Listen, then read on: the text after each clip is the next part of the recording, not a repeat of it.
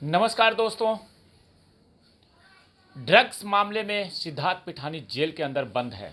और रिया चक्रवर्ती के ऊपर भी आरोप हैं, लेकिन वो अभी बेल में बाहर हैं और उसमें शौविक चक्रवर्ती भी शामिल है जो कि रिया चक्रवर्ती का भाई है।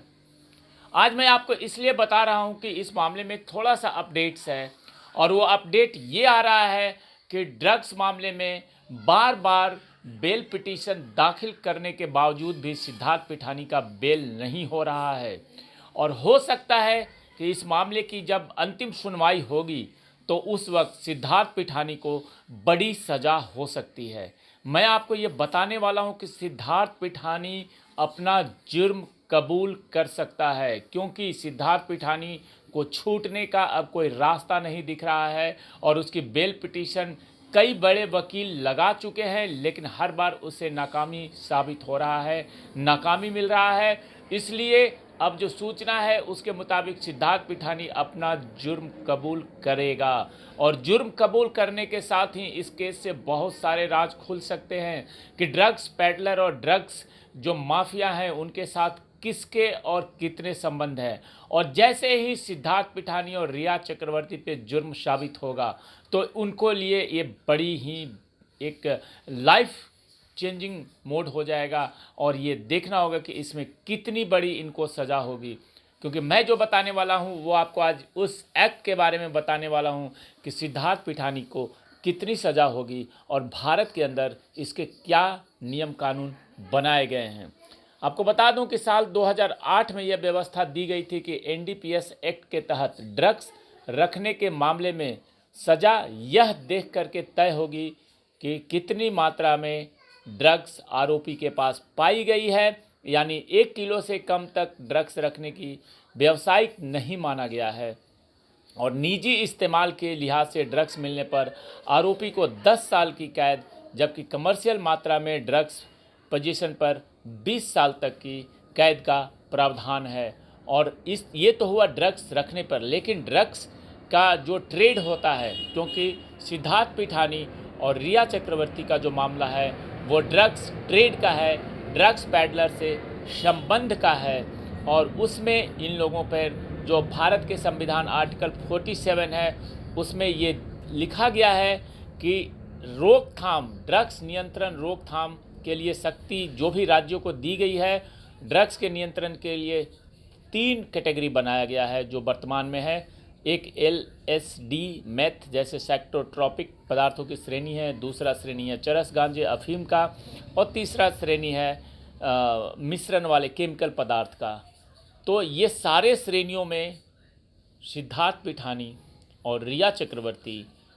को पाया गया है, क्योंकि ये तीनों श्रेणी के ड्रग्स के dealing, WhatsApp chat, WhatsApp calls, इन सब में रिया चक्रवर्ती और सिद्धार्थ पिठानी को पाया गया है और इसकी जो सज़ा का प्रावधान है वो भारत के संविधान के अनुसार 10 साल की सज़ा का प्रावधान है। तो रिया चक्रवर्ती और सिद्धार्थ पिठानी को 10 साल की सज़ा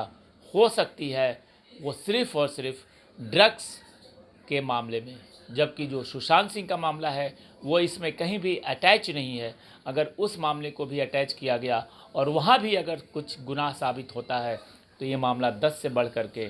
बहुत कुछ हो सकता है। तो कहीं ना कहीं जो गुनाह करेगा उसे सज़ा ज़रूर मिलेगी और भारत के संविधान के अनुसार देर है परंतु अंधेर नहीं है, ऐसा मेरा मानना है। इसलिए हमें बहुत ही इत्मीनान के साथ सिद्धार्थ पिठानी और जो रिया चक्रवर्ती है इन्होंने जिस प्रकार से इस घटना को अंजाम दिया है और उनके जैसे जैसे संबंध मिले हैं, ये बहुत ही बड़ा एक भारत के न्याय प्रणाली के लिए एक कह सकते हैं कि मील का पत्थर साबित होगा, क्योंकि सिद्धार्थ पिठानी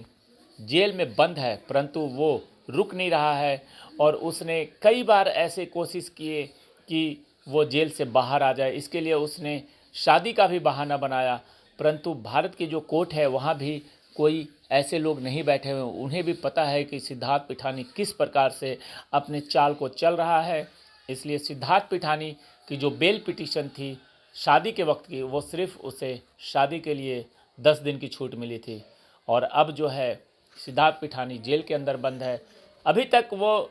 5 बार बेल पिटीशन दाखिल कर चुका है और बेल पिटीशन जो भी वो दाखिल कर रहा है उसमें उसके साथ देने के लिए बड़े बड़े वकील, बड़े बड़े लोग हैं। क्योंकि सिद्धार्थ पिठानी के एक चीज़ और आपको ध्यान देने की ज़रूरत है,